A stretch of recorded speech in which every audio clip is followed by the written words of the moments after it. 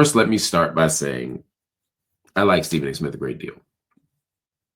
I know Stephen A. Smith. I've known Stephen A. 18 years, give or take. Um, sounds right. 18, 19 years maybe. I think he's a good guy.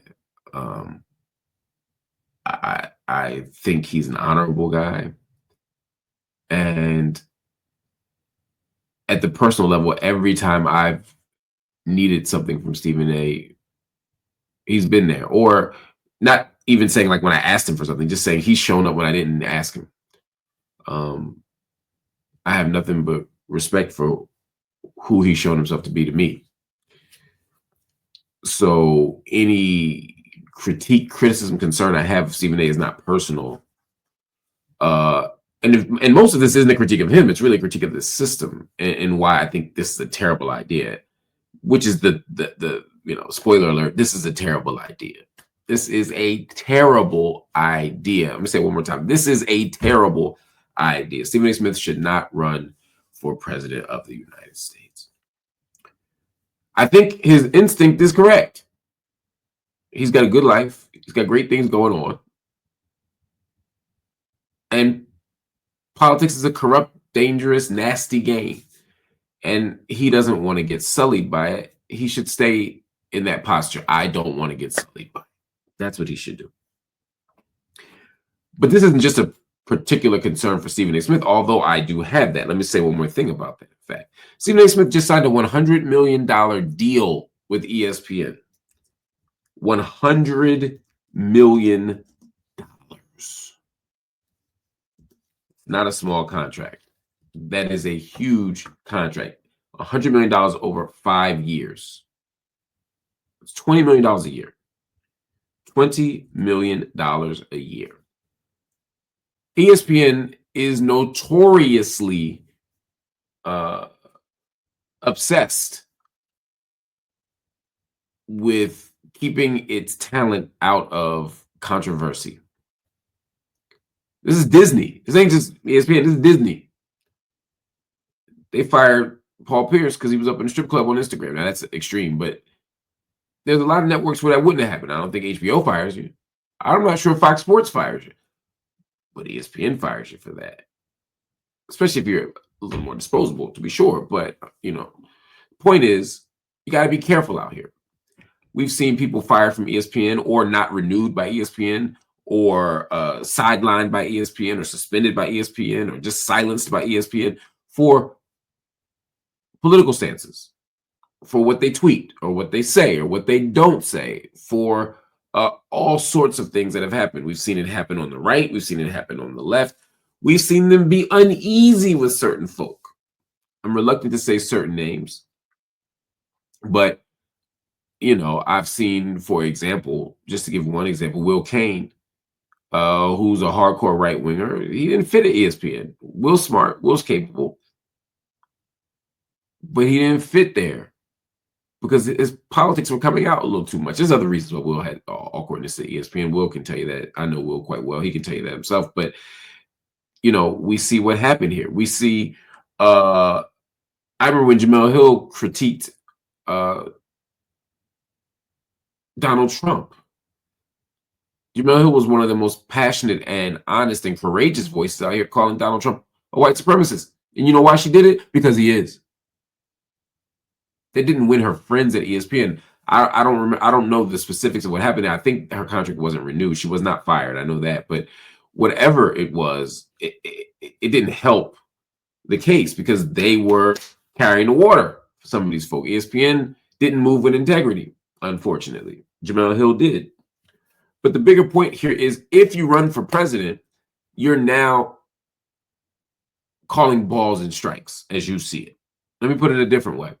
ESPN wants their people politically neutral. ESPN would love it if all of their talent on air not only didn't share their political position, but if there was no way you could determine their political position by watching them in the world and certainly on the network. They don't want Democrats or Republicans. They don't want Green Party or communists. They don't want libertarians. You know what they want? They want people who talk about sports as religion, sports as God, sports as life. That's all they want you to talk and think about when you turn to ESPN. And it's that Michael Jordan mentality. Remember they asked Michael Jordan about endorsing candidates? He said Democrats and Republicans about sneakers, reportedly. Well, that's how ESPN moves. The moment Stephen A. Smith declares himself active in the run for president, he's alienating a big chunk of America. Now, people know Stephen A. Smith's positions in general, right? He's not shy about it. He loves to speak out and use his voice in all the ways that he does. But here's the thing. Stephen A. Smith, to date, has taken positions that are not, I would say, leftists. They're not left-wing positions. Some of them lean conservative. Some of them don't. In other words, sort of like Charles Barkley, he's taken enough political positions that aren't easily reducible to a simplistic political position or category or party affiliation, that Stephen A. Smith doesn't tick off too much of the base. But if he runs for president and he's trying to defeat J.D. Vance or whoever Donald Trump puts up next, if he's actively running against the MAGA machine, the MAGA machine loves ESPN. Just like the Kamala machine loved ESPN and the Biden train loved ESPN. Once you run for president, they see you as an enemy. And I don't think you can recover from that. So if I'm Stephen A. Smith, I don't want to do that. Not to mention, if you run for president, you can't be a journalist in the media anymore. You have to be suspended from that job. I'm telling you, this is a fact. When you run for office, you can't be on air. And they may pause your contract. I know that's what I was told. I know it's what other people told when they ran. So if I'm Stephen A. Smith, I'm not missing out on $100 million to run for president, to make a vanity run for president. Now, you might say,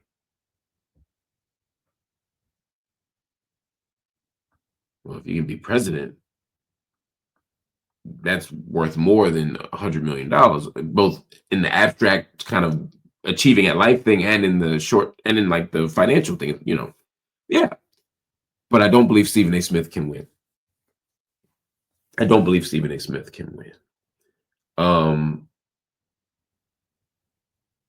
I don't see him beating Gavin Newsom. I don't see him beating Josh Shapiro. I don't see him beating Kamala Harris head to head.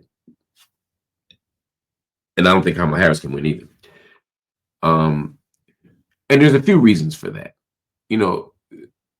America accepted Obama because Obama was able to thread a few needles. Obama was able to maneuver in a certain way. Obama had a ton of charisma, political charisma. Obviously, Stephen A. Smith is incredibly talented. The camera and the TV are things that he's been engaged in or engaging for decades now, and he's a master at his craft. A master. I don't think there's ever been anyone better at what he does than Stephen A. Smith. Politics is different, and he's not training for it and getting groomed for it.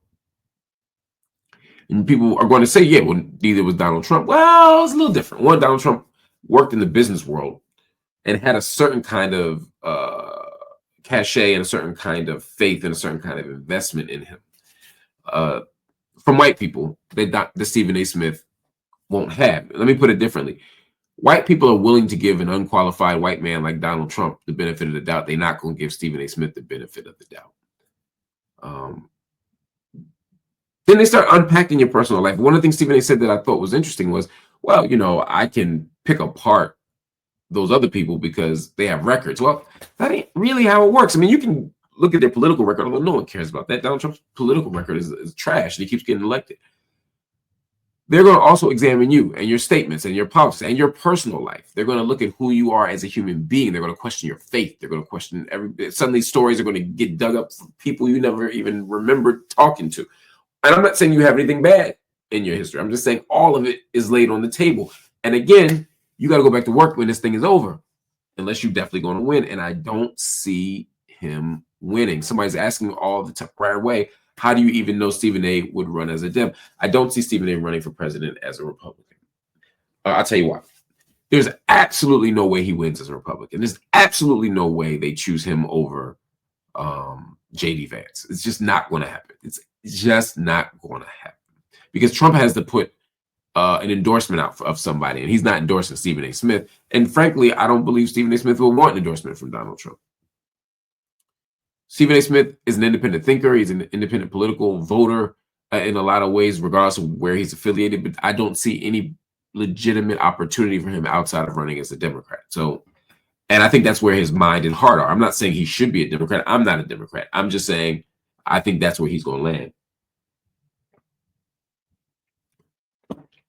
So those are all the reasons why, if I'm Stephen A. Smith, I don't want to do it. I think you ultimately tarnish your media brand to run for president, and I don't see it as I don't see a path to victory.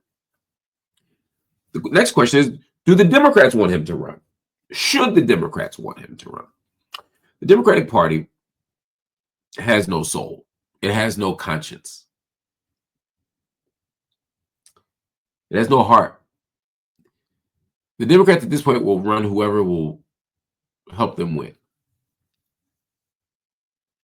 And knowing what I know about Stephen A's politics, based on what he has said out loud, I don't think he's outside the range of possibility for Democrats. I mean, I think he fits. My concern is, what the hell are Democrats trying to fight for? We learned in the last election that if you run Kamala Harris and you run a centrist, you run somebody who's going to support a genocide in Israel, you run somebody who, or in Gaza, excuse me, by Israel, you run somebody who is talking about fracking and talking about, I mean, you got Dick Cheney in family talking about we're voting for her. That's not a flex. That's not a flex as a Democrat. The Democrats are a conservative party, or let me say it differently. The Democrats are a right-wing party just like the Republicans. It's two right-wing parties fighting. Two wings of the same bird, as they always say. So when the Democrats put out candidates that aren't that different or aren't that much better than their Republican counterparts, I'm not talking about Trump right now. Take Trump off the table. I'm speaking in general terms. You're going to see that the American people aren't going to be excited by it. The Democrats decided that the way to beat Donald Trump was to move toward him, as opposed to saying the people want a populist alternative to the status quo. They don't want another centrist Democrat like Biden. Let's give them something different, something better, something that speaks to people's needs. People don't want genocide. People don't want oligarchy. People don't want environmental abuse. People want living wage jobs. They want peace. They want safety. They want dignity. If the Democrats had run Bernie 8 years ago or 12 years ago, maybe things would be different. Maybe things would have been different, but they didn't. If they moved to the left and listened to the Green Party, if they listened to the Socialist Party, if they listened to these other parties, maybe they'd be somewhere else, but they're not. And so now the Democrats are in a position where they have to say who represents us, who can we have carry the torch for us.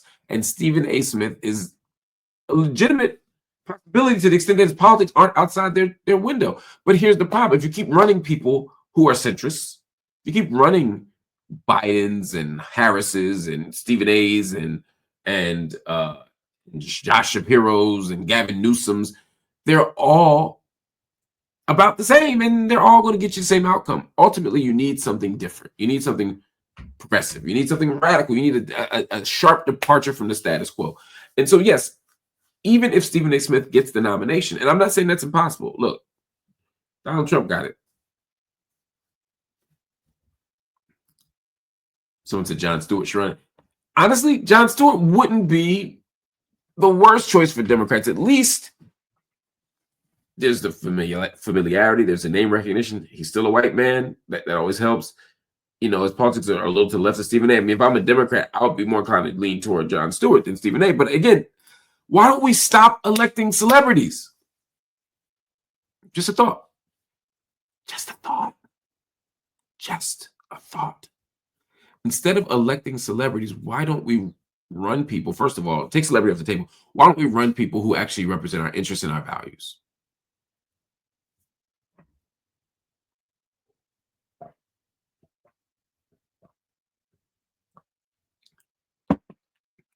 Then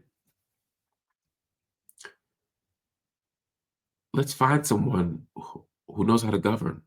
Let's find someone who knows how to build build political coalitions. Let's find someone who knows and has experience in government, or an outsider who has a nuanced and thoughtful political analysis, not just an opinion, but a political analysis and networks and mechanisms to make things happen politically. I'm not saying you need an insider. You can bring somebody in from the outside. I'd love that. But it should be somebody who knows how to get things done and has a history of getting things done. Fuck Cuomo. Come on, yo. We can do so much better.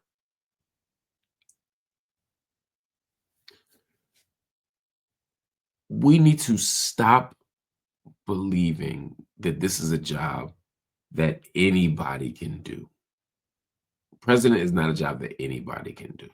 It's an extraordinary job for an extraordinary human being. Now, let's be clear. To run the United States is to run empire. You are the steward of a vicious, ugly, bloody empire. So if we're being pragmatic and saying, look, whoever gets the job is going to be the steward of an empire, we just want somebody who will do the best thing they can for us, then I'm saying, who can we find? They've been floating AOC and a Bernie AOC ticket, but Bernie can't do it. AOC, look, a lot of worse choices than AOC, a lot of better choices, but at least I can understand the political logics here. I'd rather AOC run than Stephen A. But again, I'm saying neither should. Let's keep going to the left. Let's keep going to other places. But for me, and I'll wrap this up because I don't want to belabor the point any longer than I already have. The fact that this is even a serious conversation tells you that the Democratic Party is in crisis. And that's Stephen A's point. And salute to him for saying it. He's right. He's like, if 2026 come around, and I don't see any help, he said, because the country's going to hell, the country's a mess. And I don't see anybody coming to help. That's his point. Ain't nobody coming. Somebody said Nina Turner. I would vote for Nina Turner for president. Anyway. Stephen A's point is there's nobody here to help. The country's going to hell. It's on fire. And no one here is trying to put the fire out. He's right. But Stephen A, my brother, the answer. You know what? I'm not even going to tell you what I think the answer is. I'm going to read, I think, a solid response from Professor Dr. Greg Carr from Howard University, who read Stephen A's statement and said this. Good brother, you should be sick of it. Because Stephen A said he was sick of this mess. You should be sick of it. We must all be sick of it. Now get serious and find a movement to join and support, and maybe even some actual organizers and impactful political figures to elevate, protect, and support, and stop talking crazy or not. I'm not going to say he's talking crazy because I don't think he is, but I will say I agree wholeheartedly with everything strategically that Dr. Carr just said, which is if you really want to change this, then use your money, use your resources, use your power, use your platform to elevate real people who are entrenched in this stuff. And also not to just think about the national elections. Let's also think about the local election. Let's think about the statewide elections. All these things matter politically. We can change this country by organizing, by investing in our future, by fighting, by resisting, by struggling for a different kind of outcome. That's what we need to do. That's what we need to do. Not have more celebrities run for president.